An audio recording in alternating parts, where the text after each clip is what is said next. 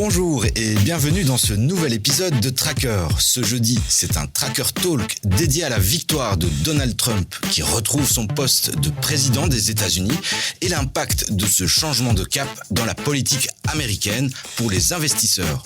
Pour répondre à nos questions, nous avons invité Bernard Keppen, économiste en chef de la banque CBC, et Nicolas Deltour, le stratégiste en chef de la banque Belfius. Messieurs, bonjour et bienvenue dans Tracker. Bonjour. Bonjour. Avant d'entrer dans le vif du sujet, je vous propose d'écouter un extrait du brief spécial diffusé la semaine dernière. Ondine Oueres recevait Amin Aït Chalal, professeur en relations internationales à l'UCL. On est dans une situation où, en fait, la démocratie américaine est confrontée à un test. Elle est confrontée à un test de sa pérennité, de sa solidité et de sa viabilité. Et puisque M. Donald Trump est très ami avec M. Elon Musk, elle est peut-être confrontée à un crash test. Alors, le président Trump est de retour. On connaît son côté imprévisible, une imprévisibilité que les marchés ont déjà éprouvée lors de son premier mandat. On se souvient des décrets signés par Donald Trump en pleine séance à Wall Street qui pouvaient subitement faire changer de direction les grands indices américains. Première question, doit-on se préparer à des épisodes de grande volatilité sur les marchés avec le tempérament bouillant de Donald Trump ? Bernard ? Je pense que le premier mandat de Trump a très clairement déjà donné des balises sur le risque de volatilité qu'on va avoir, et certainement dans les premiers temps de son mandat, parce qu'il va directement prendre un certain nombre de mesures, il l'a déjà annoncé, et ces mesures auront inéluctablement des impacts sur les marchés, parce qu'il va parfois prendre des mesures qui vont être pas nécessairement positives, ou au contraire positives pour les marchés, mais ça peut parfois être extrêmement contradictoire. Nicolas, vous attendez aussi des épisodes très volatiles sur les marchés US ? Alors, c'est assez paradoxal parce qu'effectivement, Donald Trump peut surprendre, parfois par l'ampleur de ses décisions, par le tempo, et effectivement, il crée une certaine nervosité. D'un autre côté, c'est un personnage qui, quelque part, dit un peu à l'avance ce qu'il va faire et il fait ce qu'il dit. Et certaines directions, d'un autre côté, sont relativement claires. Et d'ailleurs, les marchés ont réagi en ce sens.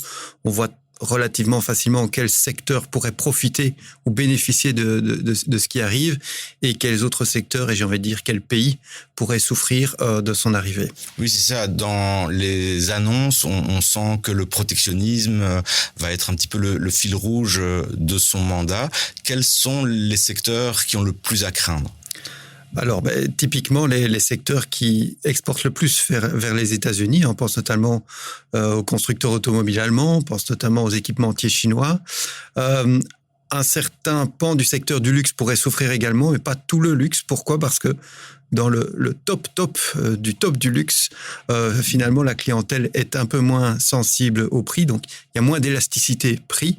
Et en plus de ça, en principe, les classes américaines les plus aisées pourraient même encore profiter de ce que Donald Trump va mettre en place, et donc leur pouvoir d'achat pourrait s'en trouver accru. Et en Europe, Bernard, comment est-ce que les marchés européens vont digérer ce changement de politique majeur ? Certains économistes estiment que le nouveau mandat de Donald Trump pourrait être plus lisible pour les Européens que celui de l'administration Biden, et ils mettent en avant la politique assez généreuse en termes de subventions, ce qui a rendu les industries, les grandes entreprises européennes moins compétitives. Alors, peut-être il faut remettre un peu dans le contexte en sachant que ce qu'a fait Trump et puis ce qu'a fait Biden, finalement, c'est une politique de continuité. Et très clairement, cette politique de protectionnisme aux États-Unis, elle n'a pas fondamentalement changé avec l'arrivée de Biden, je dirais même au contraire, parce que le fameux Inflation Reduction Act est un programme qui est extrêmement protectionniste, qui a eu un impact négatif pour l'industrie automobile européenne et chinoise aussi, et que donc finalement les mesures que va prendre Trump ne sont qu'une poursuite d'un certain nombre de mesures déjà prises. Par contre, ce qui est une mauvaise nouvelle globalement, c'est peut-être l'attitude générale de Trump par rapport à l'Europe, qui est...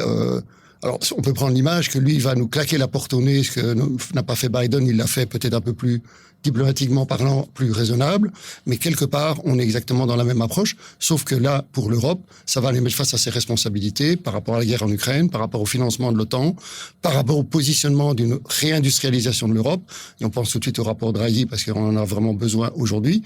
Et moi, c'est un peu la réflexion que j'avais fait en 2016, j'avais dit, l'arrivée de Trump, c'est une chance pour l'Europe.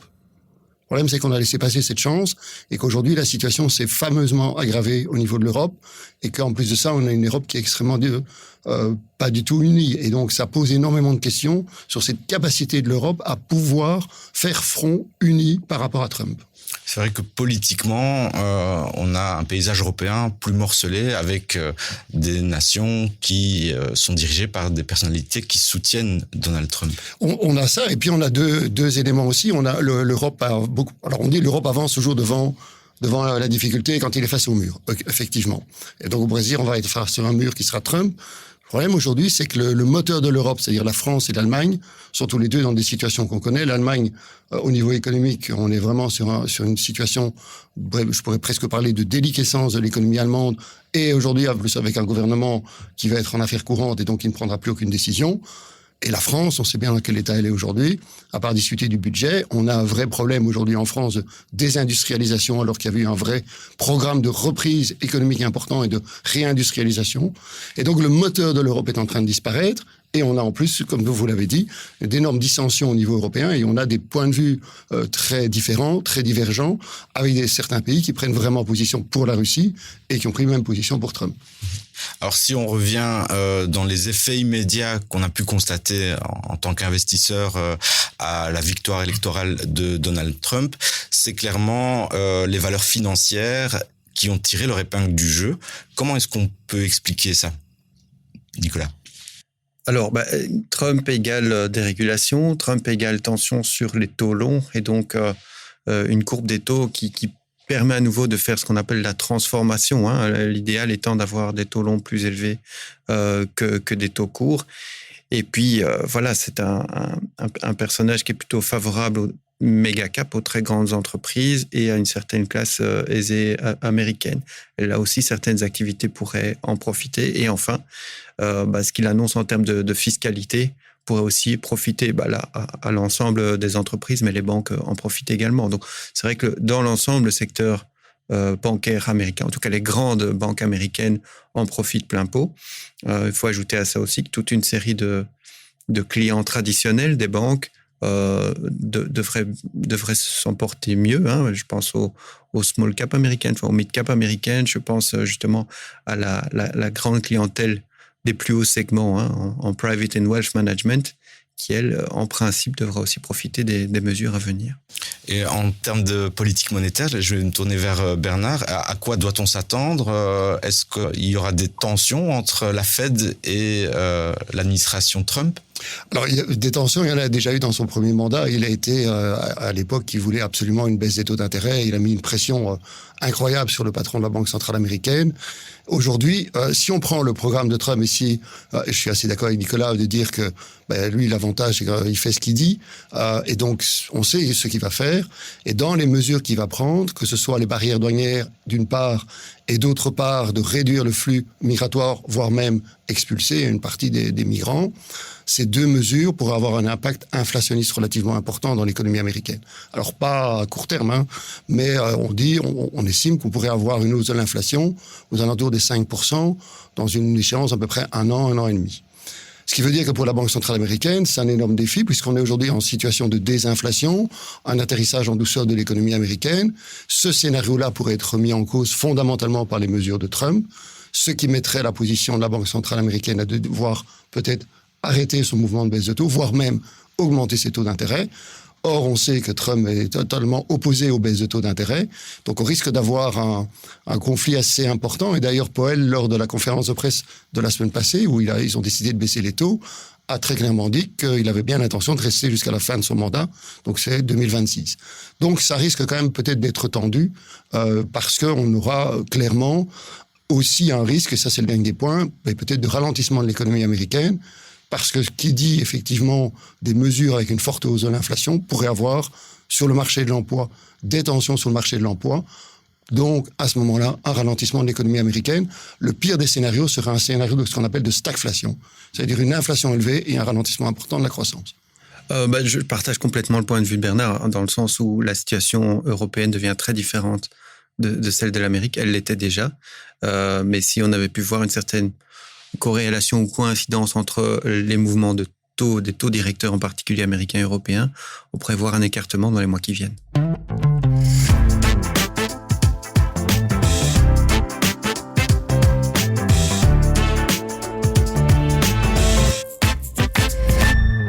On dit que l'élection de Donald Trump concerne tout le monde. Les investisseurs particuliers en Belgique, à quel point vont-ils être impactés? Qu'est-ce qu'ils doivent déjà prendre en compte de ce changement politique? Le premier élément, c'est clairement que la victoire de Trump, qui est nette et sans appel, est un élément important et rassurant pour les marchés financiers, parce que la période d'incertitude que tout le monde craignait, et qu'on était vraiment très surpris de ce résultat, a été levée. Ce qui est plutôt favorable aux investisseurs, parce que qu'on l'aime ou qu'on n'aime pas, peu importe, on est définitivement fixé sur le président aux États-Unis. Donc pour les investisseurs, c'est plutôt une bonne nouvelle, et on a vu d'ailleurs l'évolution des marchés boursiers. Maintenant, clairement, ça veut dire aussi que l'investisseur particulier doit se poser les bonnes questions, mais comme il se les posait déjà ces derniers temps, sur son positionnement géographique, parce que clairement, on l'a déjà dit, aujourd'hui, c'est les États-Unis qui vont profiter de l'arrivée de Trump au pouvoir et des mesures qui sont annoncées. Par contre, ce sera moins le cas pour la Chine et ce sera certainement moins le cas pour l'Europe. Mais il n'y a pas que ceux-là, il y a d'autres pays qui vont être impactés. On le voit bien, le Mexique est aussi un des pays qui risque d'être fortement pénalisé par les mesures annoncées par Trump, doublement pénalisé, flux migratoires d'un côté, taxation aux barrières douanières encore plus importantes, mais ils ne sont pas les seuls. Il faut aussi regarder voir les pays en termes de matières premières, parce qu'il va y avoir des tensions aussi à ce niveau-là, parce que certains pays vont prendre des mesures de rétorsion si les États-Unis prennent ou augmentent encore les tarifs douaniers. Donc il faudrait être plus sélectif dans son approche. Et justement, pour être sélectif, là, on lance la semaine prochaine le rallye boursier. C'est un concours sur une période de 10 semaines, donc 3 mois à peu près. Sur cette période-là, quels secteurs vont être particulièrement sensibles à l'arrivée de Trump à la Maison-Blanche fin janvier, Nicolas? Alors, il y a des sensibilités positives et sensibilités négatives, hein, évidemment. Alors, tout d'abord, peut-être ce qui est intéressant, mais là, c'est en particulier pour les participants à votre concours, sont les découplages qui pourraient arriver, notamment dans le secteur de la technologie. C'est un secteur qui a été relativement ramassé dans sa tendance de belle performance ces derniers mois. Mais on doit se souvenir quand même que les positionnements des grands capitaines de ces entreprises étaient relativement clairs, pro-Trump ou contre Trump, et ça pourrait clairement mener à des conséquences en termes de comportement du nouveau président américain dans les mois qui suivent, et ça peut générer des opportunités de faire du long short, entre guillemets, dans votre stratégie. Je pense que c'est relativement clair qui est ami de Trump et qui l'est moins, qui a éjecté Trump de ses réseaux sociaux, qui l'a accueilli à bras ouverts. Voilà, je pense qu'il n'y a même pas besoin de donner les noms, tout le monde les aura compris. Au niveau toujours au niveau du découplage, à nouveau, certaines régions, certains secteurs ont, là, mais à la baisse cette fois, subi les résultats de cette élection. Mais là aussi, il y a certainement des exagérations du marché sur certaines valeurs, d'autant plus que, je le disais tout à l'heure, certaines valeurs seront relativement peu élastiques à ce qui se passe pour le moment, et donc elles pourraient à un moment donné émerger. Et là, on pense particulièrement au secteur de l'automobile, la voiture électrique, par exemple. Je pense au secteur de l'automobile, je pense à certains équipementiers électroniques, parce qu'on ne pourra pas tout couper, sans quoi toute une série de grandes entreprises technologiques américaines se retrouveraient sans fourniture, sans fournisseur, et ça, c'est un problème. Je pense au luxe, où évidemment, le luxe va prendre de plein pot les nouveaux tarifs douaniers, mais à nouveau, une certaine clientèle de certains produits de luxe sont complètement inélastiques à l'évolution du prix. Ça pourrait être répercuté sur le prix final. Voilà. Et donc là, peut-être qu'il y a des choix à opérer, parce que ces secteurs vont, et je pense, dans bien des cas, connaître une forme de découplage entre les différentes valeurs. Peut-être ajouter une chose, on a aussi toute la question de la situation en Chine aujourd'hui, avec des mesures qui ont été prises d'une part fiscales et monétaires, et puis on a maintenant des mesures qui ont été prises qui sont plus budgétaires. On attend beaucoup, en tout cas les marchés attendaient beaucoup de ces mesures. Il faudra voir si elles ont un véritable effet. Pour l'instant, il y a quand même énormément de doutes sur cet impact. Or, le poids que peuvent avoir effectivement ces mesures sur l'économie et sur les marchés boursiers pourrait être relativement important, et ça pourrait se rajouter à la complexité de la situation aujourd'hui en Chine par rapport à cette nouvelle tarif douanier qui risque d'être imposé. Donc, la situation pourrait être aussi au niveau plus global que l'arrivée de Trump, c'est aussi cette question de la Chine aujourd'hui.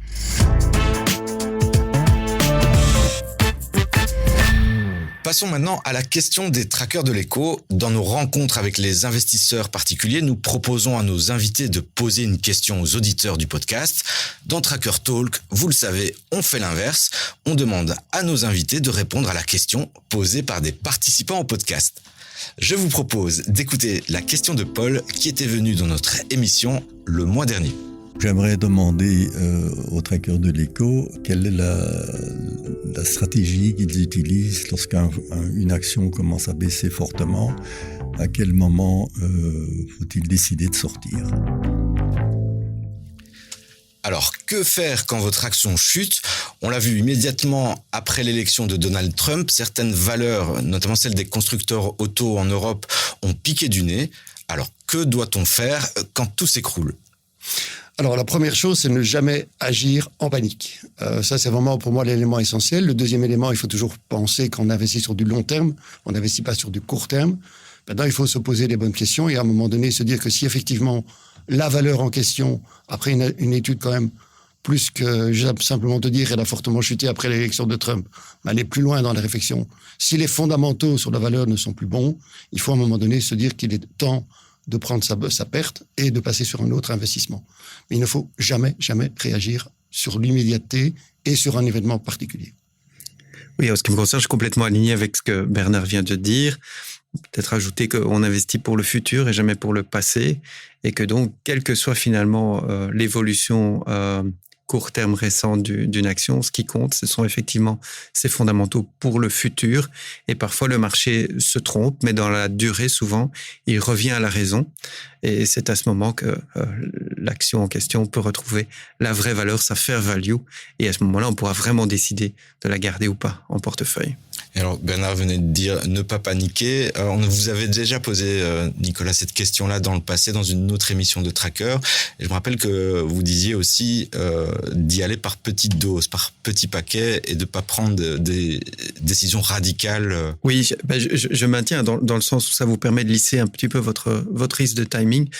Personne ne maîtrise le perfect timing. Hein. En tout cas, celles et ceux qui le maîtrisent, évidemment, ne vous donneront pas leur secret.